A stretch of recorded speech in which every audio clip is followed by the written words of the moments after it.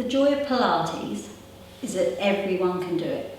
It's all about the breathing. It's totally functional. So once you learn the breathing, you can do it anywhere, anytime, any place. So the breathing is, if someone told you to pull your belly in, you'd go, breathe in, and you pull your belly in. Well, breathing in expands the body, breathing out contracts it. So with Pilates breathing, you're trying to breathe into your body. So with your hands on your ribs, you breathe in wide and try and breathe into your hands rather than lifting your chest. And then as you breathe out, you're going to sigh and you're trying to shut those ribs down.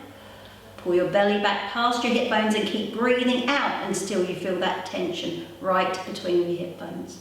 Another nice way to practice it is to put your hand below your belly button, because this is a part of the tummy which is harder to work and move. The upper ribs, they react quite quickly, but that bit, that little bulgy bit we get below our belly buttons, that's harder. So I want you to breathe into those ribs again, and as you breathe out, you're going to try and sigh and pull your belly right back past your hip bones. Now if you recruit this really well, you'll feel right down to your deep abdominals. You also get a lift and a tightening through your buttock muscles. Breathing in wide into your ribs, and then breathing out and sigh. Now this is not what not to do. You breathe in, expand your chest and your ribs, shoulders up around your ears, and breathe out fast. So we're going to do it on the laying down position because we do most of our Pilates on the mat. Think about your Pilates position. Points of contact should be the bottom of your shoulder blades. That keeping that nice little arch in your back and resting on your tailbone. Putting your hands together on your ribs, and then you're going to breathe in and try and part your fingers, breathing in through your nose. And then as you breathe out, you're going to sigh.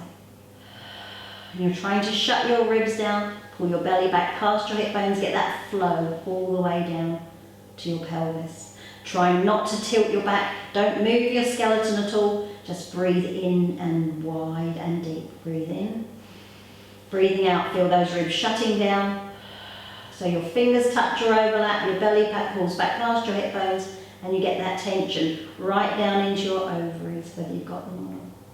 And then from there, we're going to put our hands on the inside of our hip bones, relaxing your arms. There's a lovely bit of tension in there, try and recruit that. So you're going to breathe in again into your ribs.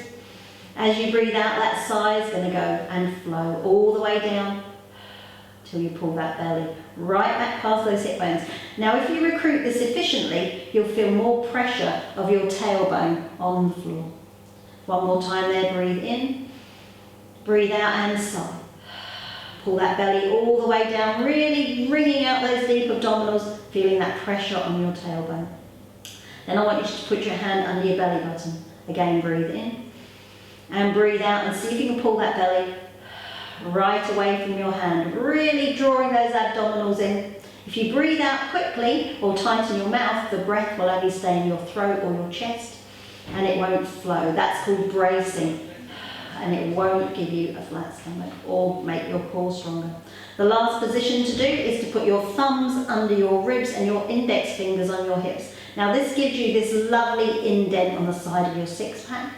So you're going to breathe in and you're trying to make your fingers come apart, and then as you breathe out, you're going to sigh and really try and shorten that gap. This works those muscles right down here and is really good for helping you when you do your sit up.